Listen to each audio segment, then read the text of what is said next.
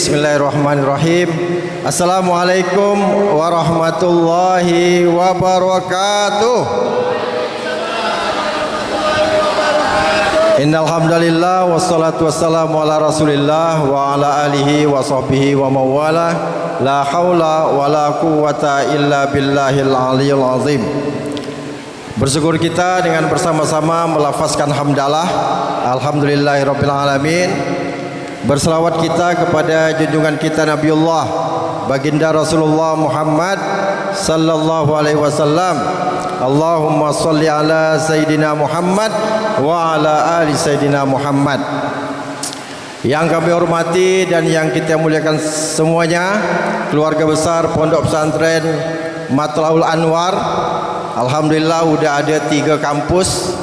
Kampus pertama di Pak Benceng, yang kedua katanya di Sungai Ambawang, yang ketiga di Sungai Kakap, PAL 13. Masya Allah, tabarakallah.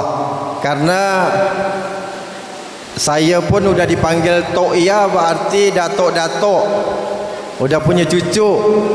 Jadi alhamdulillah ikut membersamai juga kelahiran Matlaul Anwar yang ada di Kalimantan Barat. Karena hitungan 27 tahun yang lalu, berarti sekitar tahun 96, 97. Itu ikut bersama-sama Pak Anwar Masduki. Mungkin kau belajar sejarahnya nanti akan ketemu dengan Pak Anwar Masduki. Dan merintis pertama kali di sini dulu ada Ustadz dari Tasikmalaya, namanya Ustadz Arif Hasbilah. Jadi sering Toya ke sini dulu karena Toya jadi marbot Masjid Mujahidin, Masjid Raya Mujahidin, masjid yang paling besar di Kalimantan Barat. SMP Mujahidin, SMA Mujahidin, sambil kuliah jadi marbot Masjid Raya Mujahidin dari tahun 86, 87. Berarti udah 10 tahun di Mujahidin, baru Matlaul Anwar ada di Pontianak. Dan Toya belajar sama pendiri Muhammadiyah yang ada di Kalimantan Barat, orang Barabai. Makanya saya dengan Habib kepingin mau ke Banjarmasin, Toya mau sampai ke Barabai. Karena dari kampung Barabai itu melahirkan seorang putra mengikuti orang tuanya, namanya Tuan Haji Guru Ja'far, merantau ke Pontianak. Anaknya 2, Kurdi Ja'far dengan Mawardi Ja'far, itu mendirikan Perserikatan Muhammadiyah pertama Kalimantan Barat. Jadi Toya mendampingin, menjadi sekretaris pribadi, menjadi supirnya beliau 8 tahun.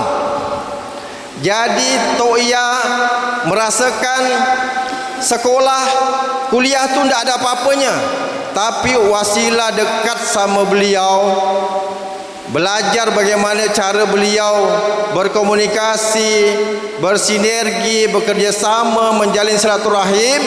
Alhamdulillah dari kampus Masjid Raya Mujahidin melahirkan 2010, 2 bulan setelah saya sama Ustadz Ahmadi Chandra menjadi panitia MTQ di Kabupaten Landak.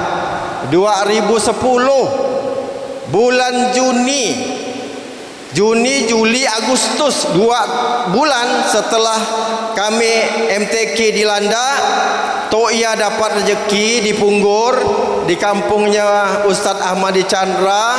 Orang ngasihkan tanah 12 hektar, disuruh Toya jualkan tanahnya.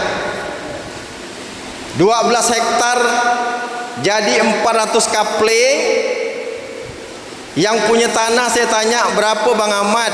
Saya jual tanah abang nih 4 juta ya, dia minta 1 kapling. Bang Ahmad, saya bilang boleh enggak kalau saya jual 10 juta? Saya tidak ada modal, bukan saya yang punya tanah, ya. Beliau bilang silakan ya jual kalau laku lah. Ternyata Allah kasihkan hadiah meledak. 2010 di bulan Agustus itulah, di bulan Ramadan, jual tanah kapling 400 kapling itu terjual dalam waktu 1 bulan, habis dibeli orang. Artinya uang akan masuk ke rekening Toya 4 miliar. Padahal saya marbot Masjid Mujahidin pada saat itu dapat honor dari Mujahidin hanya 750 ribu rupiah. Masya Allah. Ternyata saya bilang sama Bang Ahmad, ini kerabat beliau nih, Bang Ahmad, saya bilang ini duit bakal masuk ke rekening saya 4 miliar nih. Abang 1,6, saya 2,4. Padahal saya modal saya 2 rem kertas ya. Kata Bang Ahmad, saya ikut abang. Kalau gitu bang, kita bikin perusahaan terbaik di muka bumi. Apa tuh perusahaan terbaik di muka bumi? Masjid. Bikinlah masjid sesuai dengan namanya, Munzalan Mubarakan.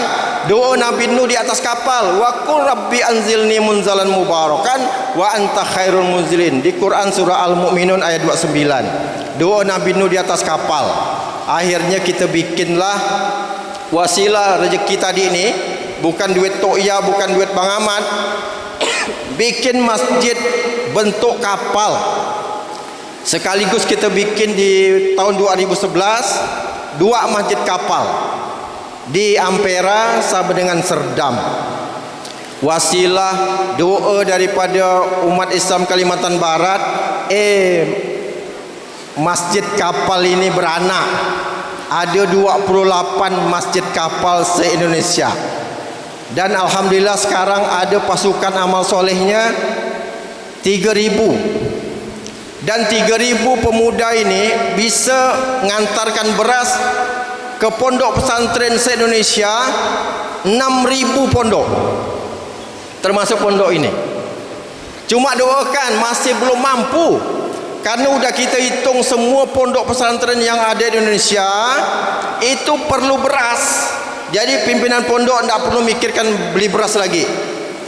Doakan jalan Munzalan tu bisa memenuhi kebutuhan beras. Udah kita hitung 15.000 ton per bulan, dan Munzalan belum nyentuh 1.000. Bayangkan baru 850 ton. Itu pun kalau harga beras 10.000, berarti Munzalan harus bisa mengumpulkan uang 8,5 miliar per bulan. Ini kemampuan kita mengumpulkan infak beras, macam-macam gerakan tu baru mampu nyentuh 10 miliar per bulan.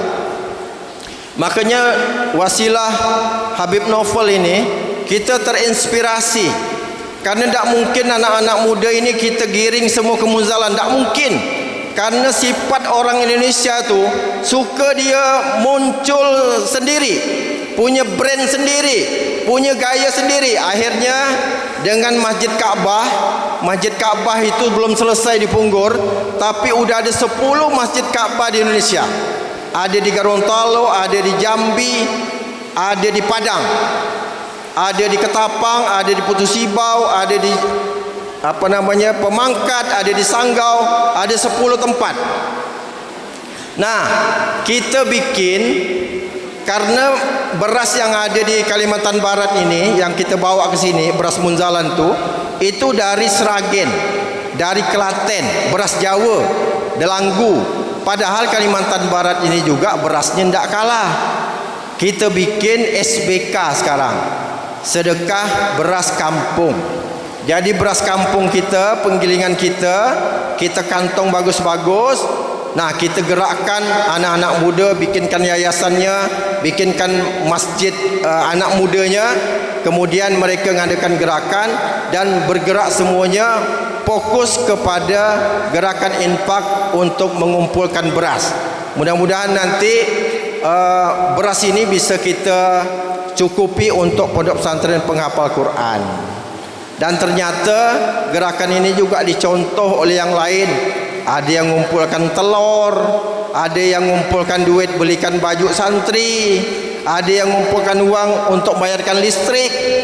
Nah, ini namanya perniagaan sama Allah, menyuburkan sedekah.